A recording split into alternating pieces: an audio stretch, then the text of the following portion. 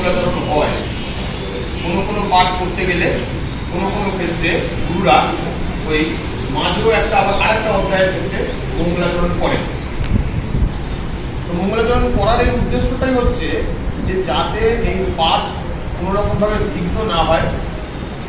যে আমরা 3 শান্তির কথা বলি, আদি দৈবিক, আদি দৈবিক এবং অধ্যাত্ম, এই 3টে যাতে বাধা আমাদের না পড়ে সেই কারণে আমরা এই শান্তি মন্ত্র পাঠ করা হয়।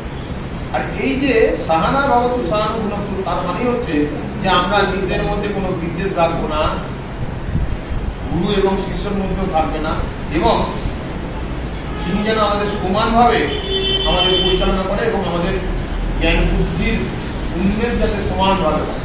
এই জন্য তবে গুরু বলেছিলাম, শুরু করেছিলাম যে আমাদের ঠাকুর এবং স্বামীজি গুরু।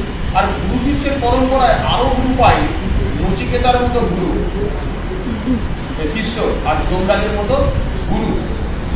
নচিকেতার মতো শিষ্য, যমরাজের মতো গুরু, সেই গুরু পরম্পরা।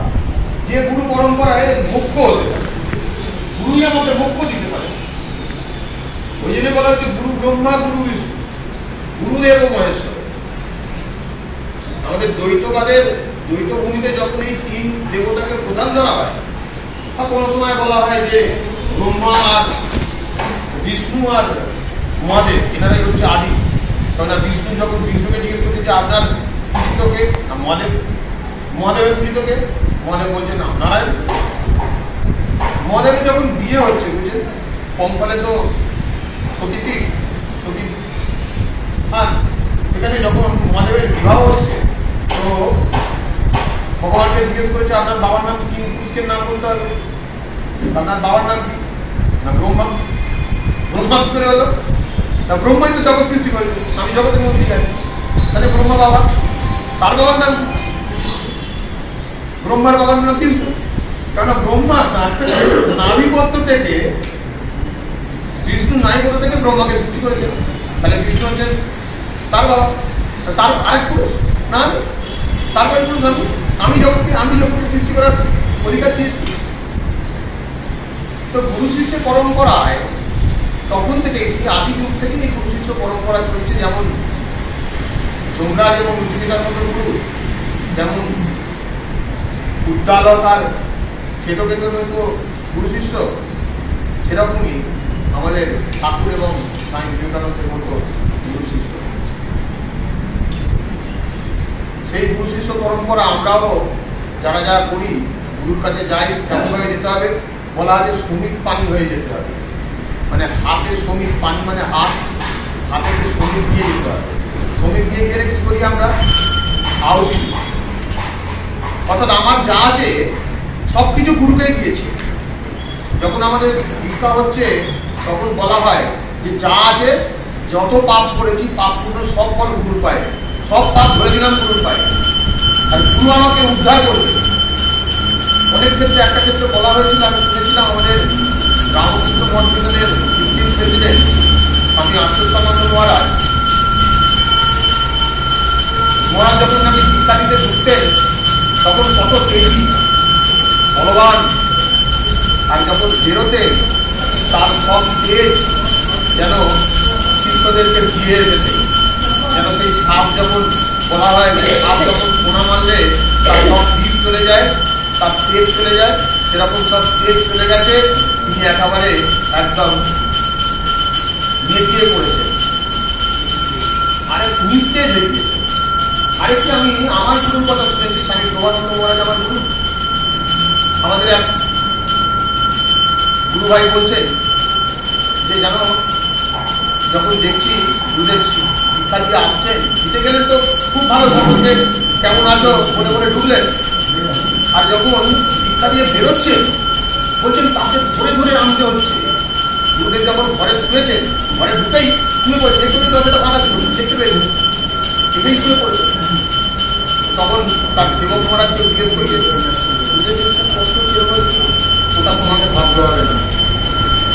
পরে বলেছিলেন যে আমাদেরও যখন আপনারা প্রণাম করেন না, যখন সাধুদেরকে প্রণাম করেন, এই প্রণামের একটা গুণ আছে। আমাদের যত শক্তিগুলো আছে সব মাথাতে, আমরা মাথা নেড়া করে ফেলছি না, শক্তি সব মাথায় আছে, শক্তির উৎস হচ্ছে সূর্য। এই যে শক্তিটা আছে, আমরা যেরকম যে যত জবদানাটি বা পাটাটি করবেন তার মধ্যে এইগুলো সার্কুলেট হতে থাকে, পজিটিভ ভাইব্রেশনটা সার্কুলেট হতে থাকে। এই পজিটিভ ভাইব্রেশন যখন প্রণাম কেউ করছে তখন আমাদের বেরোয় করতে থেকে এই হাতের পাম্প যেখানে নার্ভগুলো শেষ হয়েছে আর পায়ের পাম্প যেখানে নার্ভগুলো শেষ হয়েছে। যখন প্রণাম করা হচ্ছে তখন কোনো কিছু প্রণাম না করেও শুধু যেখানে যে আসনটায় তিনি বসেন যদি আপনি ছোঁন, তাহলে যদি ওনার যে ছোঁয়া, সেই ছোঁয়াগুলোর ওনার তরঙ্গগুলো ওই জায়গাটার মধ্যে বাস।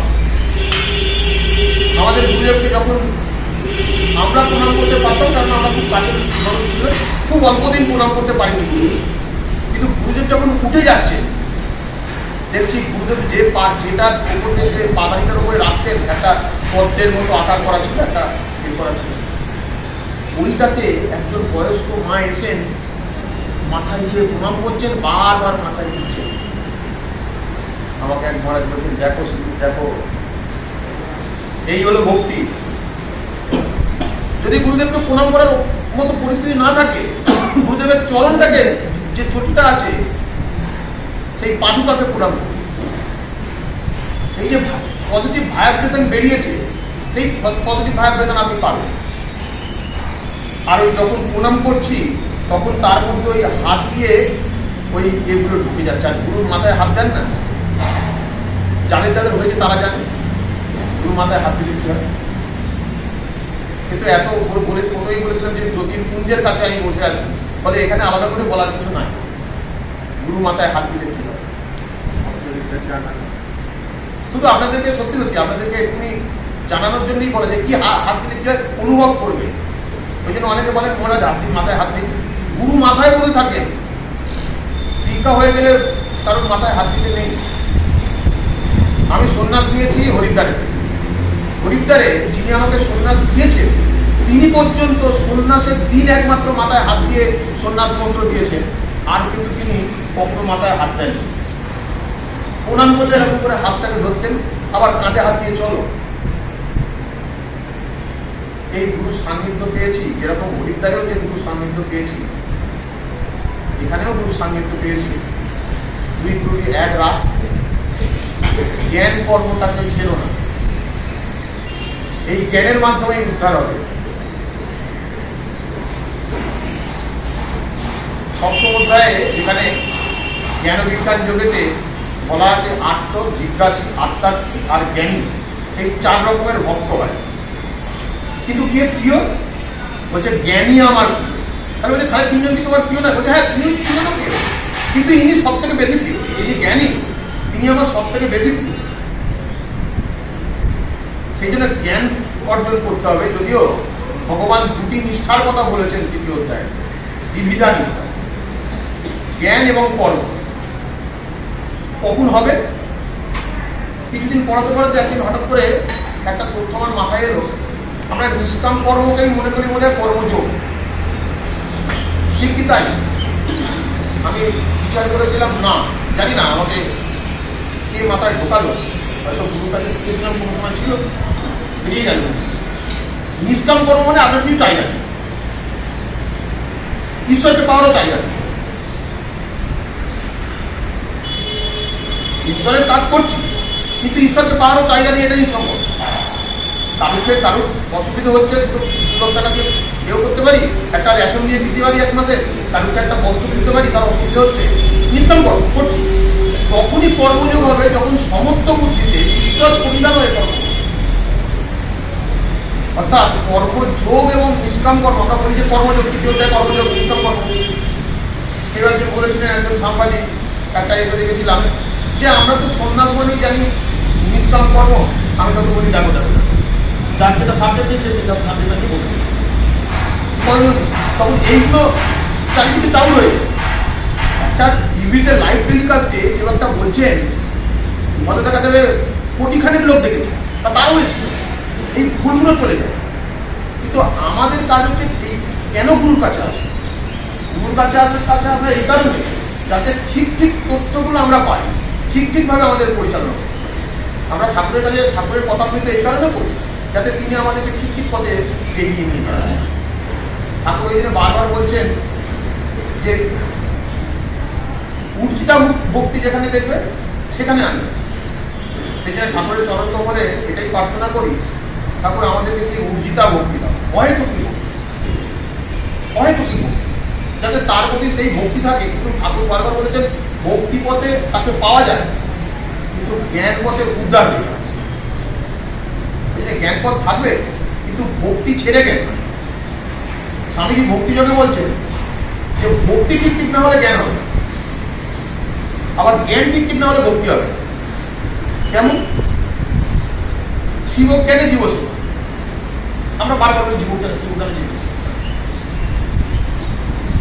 কিন্তু এই যে সেবা যেগুলো আমরা সেবা করতে যাচ্ছি এটা কি ঈশ্বর সেবা? আমি যাকে একটা কাপড় দেব, আমি কি তাকে বুঝতে পেরেছি যে তিনিই ভগবান? আমার মা সারদা বা আমার ঠাকুর বুঝতে পারিনি, এটা মানবিকতা করছে। কিন্তু যখনই সমস্ত বুদ্ধি কর্মযোগ যখন হয়ে যাবে তখনই অধ্যাত্মকতাটা শুরু হবে। যখন ঈশ্বরকে ভেবে যে আমি যাকে দিচ্ছি ইনি আমার ঈশ্বর, এখানে এনাকে দিলেই আমার সব লাভ। যেমন সেই ঠাকুরের যখন ঠাকুরকে তিনি দ্বিতীয় সমাধি ঠাকুরের যখন হয় বিশালাক্ষী মন্দিরে যাচ্ছিলেন না, তখন সকলে তখন মনে করছেন এনাকে দিয়েই আমার সব লাভ, যা যা মায়ের জন্য নিয়ে যাচ্ছিলেন তখন সব ঠাকুরকে তাকেই তাদের দিল। তাই জন্য আমরা যখনই কোনো নিষ্কাম কর্ম করতে যাবো সমস্ত বুদ্ধিতে করবো, তাতে আমাদের আর ঠাকুরের কাছে বারবার প্রার্থনা ঠাকুর আমাদের উদ্ধার করো। যারা যারা আমরা এই পথে আসছি উদ্ধার তো করতেই হবে, উদ্ধার তোমাকে করতেই হবে। ঠাকুর নিজেই বলে দিচ্ছেন ডাকাত করা ভাব থাকবে, হোক আমার তমগুনি ভাব। ঠাকুর বলছেন ডাকাত করা ভাব মানে তমগুনি ভাব, হোক তমগুনি ভাব। আমাকে জ্ঞান কর্ম করতে বলে তো করবো, কিন্তু উদ্ধার তোমাকে, পুরো জ্ঞানী হতে পারবো কিনা জানি না, উদ্ধার তোমাকে। ঠিক একই বক্তব্য আমার যে ঠাকুরকে এইটা বারবার প্রার্থনা করুন, উদ্ধার তুমিই করবে, তুমিই করতে পারো উদ্ধার, তুমি আমাদের। জয় শ্রীরাম, জয় শ্রীরাম।